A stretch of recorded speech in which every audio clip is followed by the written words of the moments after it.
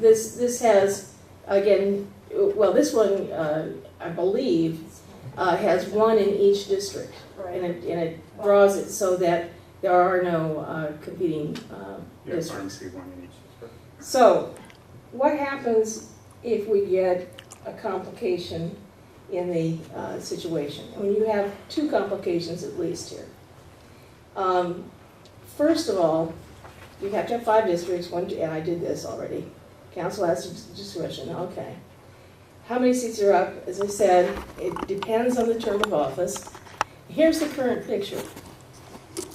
We have 2 members who will be up for election in 2010. Their terms expire.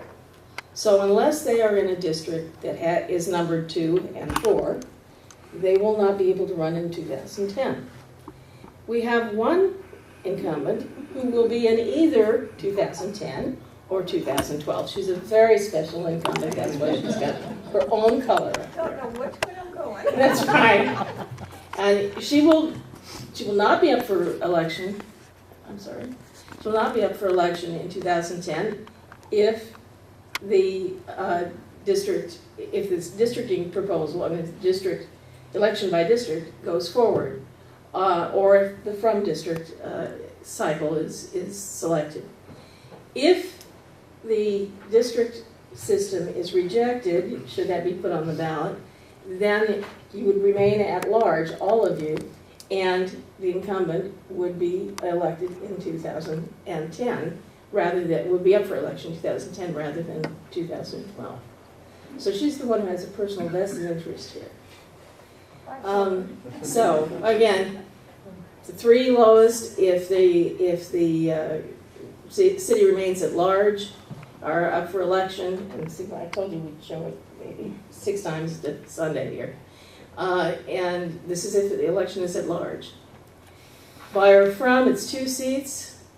That means that those 2 are elected in 2010, assuming they're in a district that is 2 or 4. And these 3 are not up until 2012.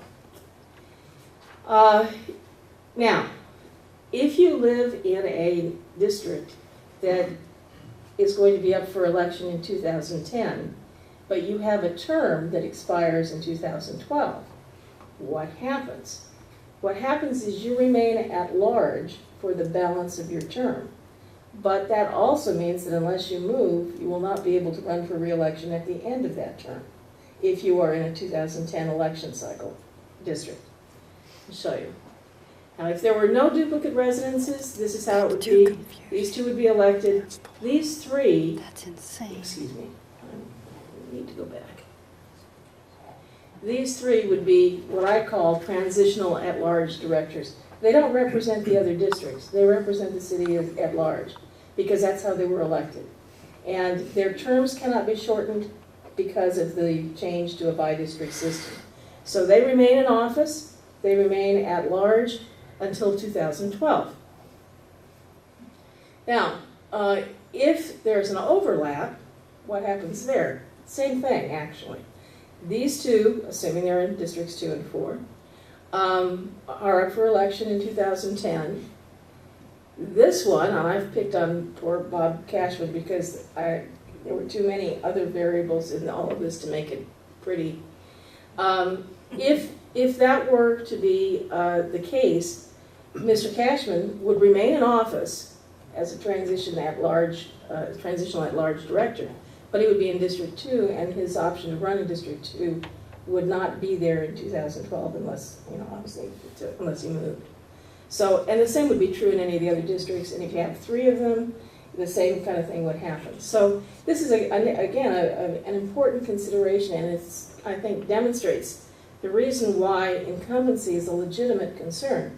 Because in some of these, we've had 3 in one district and 2 in another, you're talking about a wholesale change in the council, and that interferes with the contiguity and continuity of the council as a whole. So I think that kind of illustrates that. So you have the authority and obligation to adopt an ordinance establishing district boundaries to implement the bi-district elections. You can refer that ordinance to the electorate for ratification or repeal. And the council has discretion as to which districts will hold elections in 2010 and 2012. If you are a more divisive or divided council, 3 of you, for example, might decide to name the 2 districts that the other 2 were in as districts 1 and 3, in which case they would be out of office immediately, and you would have district elections in the other 2.